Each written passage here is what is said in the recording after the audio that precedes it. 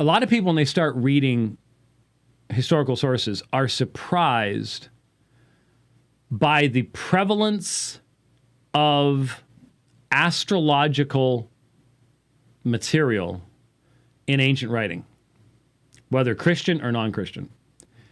It is everywhere. And you will find many Christians who buy into various elements of what we would call today astrology. Initially, there really wasn't any difference between what we call astronomy and astrology. They were pretty much the same thing. Once you start studying some astronomy, everybody's always like, "Hey, James, what's that?" And they, some bright spot in the sky, they want to automatically assume you're going to know what it is. And if you do happen to go, well, that happens to be Jupiter, they're like, ooh, okay. Well, think about it for just a second. This is a place where, again, you have to learn to lay aside your modern perspective and try to realize what it was like literally only a number of generations ago. We've had telescopes for less than 500 years. We've also only had major cities for a certain period of time. And that means almost for the entire history of humankind, the night sky was dark.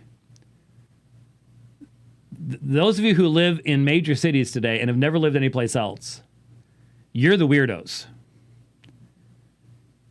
You look up at the sky and all you see is a glowing gray mass at night with a moon in it once in a while.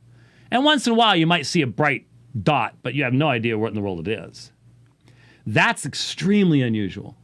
Almost anyone during the history of humankind walking outside at night would be stunned by the literally billions of stars out there, but they didn't know there were billions of stars out there. I read one study recently that said there's really only just under 10,000 visibly identifiable stars to the human eye. But they would see all these stars, and they could not. It was simply a part of human belief and thought to think that those stars that pass so regularly over our heads, so much so that you could tell time with them. The people on the seas knew the heavens like the back of their hand. That's how they could get where they were going. They developed mechanisms long before there was a computer to allow them to navigate the seas by the use of the stars. But then they also discovered these couple of weirdos up there that don't go the same direction all the time. They'll go one direction and then they'll turn around and go the other direction, and then another one will go back them and then chase that one back that direction. And the Greek term for wandering is planao. They planaoed, so they became planets. And they were really special because they were brighter. Well, some of them were. Most of them were brighter than almost any of the stars that had regular motions. These had irregular motions. And so you could come up with all sorts of theories as to why they had irregular motions. And all of mankind's religions have been influenced by people looking up there and going, look at all that stuff. This must have an influence upon my life. Well, give you an example. The Great Mortality, 1347 to 1351. Over half of Europe dies. Well, about half of Europe dies. In some cities, up to 70, 75% of everybody dies. You want a pandemic? That was a pandemic, okay? That's one where you shut everything down and run. But there really isn't almost any place to run. No question about it. But almost everyone, including everyone in the church, the Roman Catholic Church, the Pope, the bishops, cardinals, whole nine yards, the best scientific explanation had to do with the conjunction of planets. That planets had gotten close to one another, and this released like a miasma into the atmosphere that caused all these things. Caused these things to happen. And in scientific writings, where you'd have a scientist observing before they died, because a lot of them did die, but observing how the disease progressed and the growth of the bulbs on the body and the speed with which a person would die, and they're making what we would call scientific observations, and then right in the middle of it, they'll go, and I observed this during the conjunction of Mercury and Venus, which may have had something to do with the color of the person's skin. And you're just going, what? But until the recent period of time, that was very, very, very much a part of everyone's worldview and their understanding of things. And so we properly differentiate between astronomy and astrology. What also has come from that is that if you're going to be involved in astronomy, you have to do it as a secular person. See why?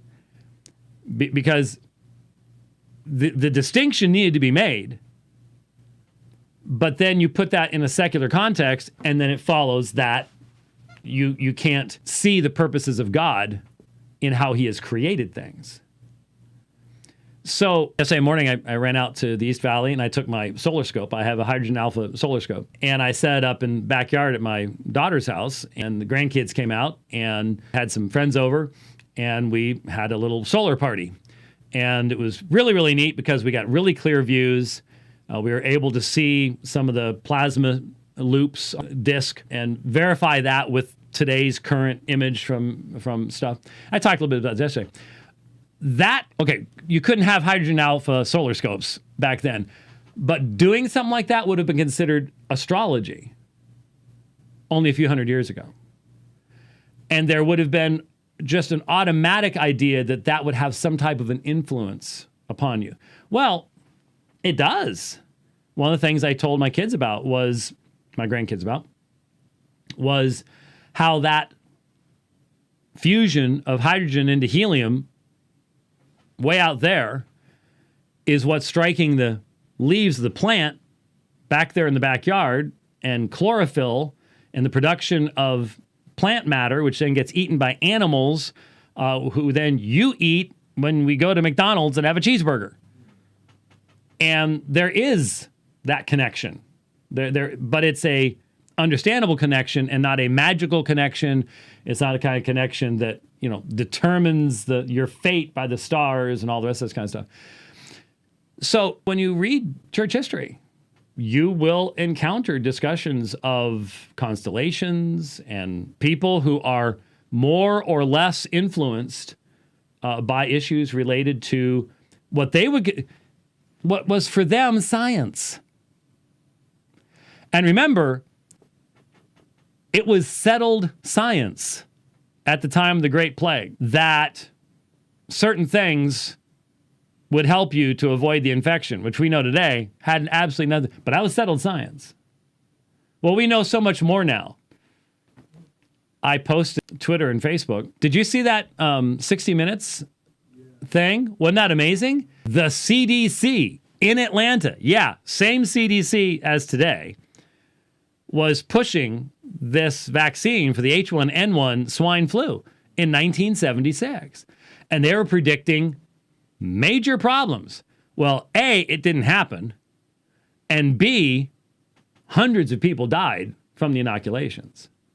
And hundreds of others, maybe even thousands of others, were physically extremely damaged, injured by this inoculation that the government was spending money advertising. And no word did it say flatten the curve, but it was pretty much the same stuff. It was the exact same stuff. And it's like, oh, that was only 45 years ago. Oh, okay. What goes around comes around. Here we are again. So, yeah, that's much more recent history at that point. But it just reminded me going, if we could have had TV coverage from 500 years ago, we'd sit there going, really? Wow, that's pretty amazing stuff. Really is. So